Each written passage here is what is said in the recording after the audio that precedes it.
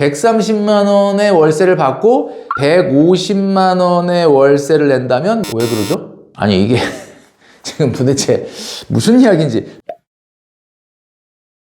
네, 여러분 안녕하십니까. 돈을 지키는 머니 트레이닝, 머니 트레이너 김경필입니다. 자, 오늘도 여러분의 고민 사연을 가지고 이야기 나눠볼 텐데요. 여러분들 고민이 있으면은 메일로 보내주시면 됩니다. 지금 나가는 이 주소 있죠? 작은 고민이라고 하더라도 보내주시면 좋겠습니다. 자, 오늘은 4인 가족이고요. 남편 외벌이입니다. 실소득이 350만 원이라고 하네요. 16년도, 그러니까 10년 전인데 결혼할 때 시부모님의 도움으로 서울의 20평대 아파트를 1억 6천 대출받아서 3억 5천에 구입하였습니다. 시댁에서 2억 해주심. 정말 나이스 필. 현재 30대이신지 40대이신지 모르겠는데 아마 10년 차라고 하고 여러 가지 내용을 보건데 아마 30대 중반 정도 되지 않으셨을까 생각을 합니다. 아기가 생기기 전에는 맞벌이 하였는데 현재는 5살 쌍둥이를 키우고 있어서 봐줄 분이 없다 보니 전업주부를 하고 있습니다. 이렇게 됐습니다. 이게 4인 가족 치고는 너무 작다라는 생각이 들죠. 좀 팍팍한 생활이 되지 않을까. 자, 그런데 같은 아파트에 거주하시는 시부모님이 올해까지 일하시고 은퇴를 하시기 때문에 내년부터는 쌍둥이를 봐주실 수 있다고 하셔서 맞벌이 예정입니다. 정말 굿뉴스입니다. 나이스 필. 자, 사실 외벌이 4인 가구에 350만 원, 서울에서는 정말 살기가 쉽지 않겠죠. 중요한 거는 제가 1년 일하고 이후에 또 반년 또는 1년 정도 쉴 예정입니다. 왜 그러죠? 맞벌이를 했는데 왜 또 쉴 예정이지? 쌍둥이들이 초등학교 입학이라 시부모님이 공부나 숙제 같은 걸 봐달라고 할 수 없을 것 같아요. 이게 지금 맞벌이를 복귀한다 그래서 너무 좋다라고 말씀드렸는데 아이들 숙제를 봐주기 위해서 외벌이로 간다? 이거는 안 됩니다. 이거는 테러블입니다. 물론 초등학교 4학년 전까지는 아이들이 숙제가 많긴 하지만 이 숙제라는 것이 어마어마하게 오래 걸리거나 시간이 드는 것은 아닐 가능성이 많거든요. 퇴근하고 와서 아이 숙제를 봐주시는 게 어떨까? 일단 저의 최대 고민은 집입니다. 20평대의 집은 세입자를 들여서 월세 130만 원을 받고 있고요. 그럼 본인들은 어디 사시는 거예요? 저희는 같은 단지 30평대에 월세 150을 내고 지내고 있습니다. 아니 이게 지금 도대체 무슨 이야기인지. 130만 원의 월세를 받고 150만 원의 월세를 낸다면 물론 월세는 20만 원 내는 셈이긴 하지만 4인 가구 350만 원의 월세요? 이거는 정말 테러블입니다. 지금 대출이 있는데도 월세를 받을 수 없을 텐데 130만 원이라면은 아마 전세로 이야기하자면은 한 2억 5천에서 2억 7천 정도의 보증금인데 보증금이 5천이라고 하셨으니까 지금 소유하고 있는 집의 전세금은 약 3억 정도. 이걸 70% 전세가율로 잡으면 이분이 지금 서울의 강북이라고 하셨거든요. 강남 같은 경우는 전세가율이 30에서 40%지만 강북 같은 경우는 60에서 70%이기 때문에 70%로 잡으면 이 집의 집값은 4억 2천에서 4억 5천 정도로 예상이 됩니다. 라고 제가 생각을 했는데 밑에 집값을 써주셨어요. 시세가 지금 7억 5천. 우와.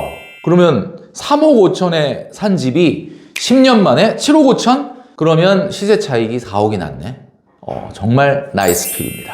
이분의 고민이 정말 이해가 가는 게 30평대로 월세를 간 이유가 20평대에서는 아이를 키울 수 없다라고 판단을 하셨다라고 합니다. 부동산에서 현재 대출이 너무 저렴하다 보니 넓은 집에 살고 싶으면 130만 원 월세를 받아줄 테니 30평대로 이사 가라고 해서 이사를 온 겁니다. 이렇게 말씀해 주고 계십니다. 자, 이분들의 고민이 뭐냐면 이 집을 팔고 30평대로 이사 가는 게 어떨까 이런 고민을 하고 계시는데요. 마침 이제 세입자가 2027년 2월에 이사 간다고 하니까 딱 3년을 살고 나가는 거예요. 이참에 나도 대출을 이제 1억 정도밖에 안 남아있고 대출을 갚았기 때문에 이제 1억 남아있는데 다시 대출을 받아서 30평대로 한번 가보는 게 어떨까라고 하는 고민이 된다라고 이렇게 사연을 보내주신 겁니다. 글쎄요. 지금 3억 5천에 사서 대출 1억 남아있고 시세가 7억 5천이다 라고 하면은 6억 5천 정도가 이분들의 어떻게 보면 시드머니가 되는데 30평대로 이사 간다 라고 하면 30평대는 9억이 넘는 가격이라고 합니다. 그래서 리모델링 비용까지 하면은 3억 정도의 대출을 받아야 된다. 이거 정말 고민이 되기는 할 것 같습니다. 자, 어떻게 하는 게 좋을까요? 빌 왔어요. 자, 한번 생각을 해보도록 하겠습니다. 3억 정도의 대출을 새로 받는 게 과연 이 가정에게는 적합한 것일지, 좀 무리가 아닐지 이런 고민을 하신다라고 했는데, 뭐 간단하게 한번 생각해 보겠습니다. 3억을 대출받아서 3억의 이자를 내고 30평대로 이사를 간다라고 하면 어떨까? 자, 지금 금리 5%를 기준으로 30년 원리금 균등분할 상환으로 주담대를 갚게 되면은요, 한 달에 상환해야 될 금액은 161만 원이 됩니다. 지금도 월세 20만 원을 내는 것 자체가 사실은 350만 원이라고 하는 4인 가구의 생활비 치고는 너무 많다라는 제가 얘기를 말씀을 드렸는데 161만 원, 그 중에 원금은 36만 원 갚고요, 이자가 125만 원이 되겠습니다. 36만 원은 그냥 저축이라고 계산을 하더라도 이자가 125만 원, 현재 모아놓은 돈도 없고 남편 외벌이가 4인 가족에 350만 원이다 라고 하는 가정이라고 한다면 이게 과연 부담되지 않을 수준이냐? 제가 봤을 때는 너무 모험일까요? 라고 얘기했는데, 여기서 모험일까요? 라고 하는 말을 하셨다라는 것은 이건 단순히 아이를 키우기가 30평대가 더 좋기 때문이 아니라 사실은 30평대로 이사 가면 좀 더 많은 자본 수익이 있지 않을까? 시세 차익이 남지 않을까? 라는 생각을 하시는 것 같아요. 참고로 다른 동네로 이사 가는 것도 생각해 봤는데 시부모님이 저희 아이들을 봐주실 예정이기 때문에 이거는 불가능하다라고 이야기하십니다. 자, 제가 계속 말씀드리지만 4인 가구 350만 원 생활비에서 3억 대출이면요, 대출 이자로 125만 원이고요. 그럼 대출 이자가 36%입니다. 이건 절대 안 됩니다. 절대 안 됩니다. 절대 안 됩니다.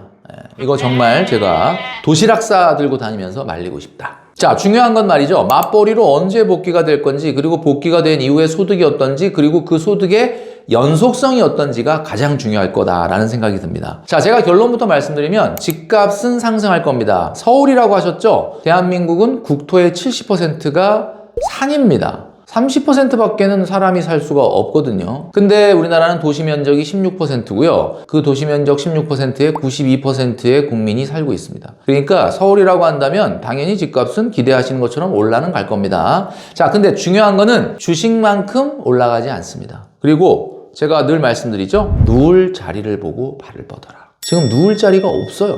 일단 가격이 아파트가 올라간다라는 것은 물론 우리나라가 디플레이션 경제가 아니라고 했으니까 그거는 올라가겠지만 제가 말씀드렸지 않습니까? 그 상승세는 굉장히 둔화될 가능성이 있다. 과거처럼 10% 20% 이렇게 올라가는 일은 평균적으로 봤을 수는 없다.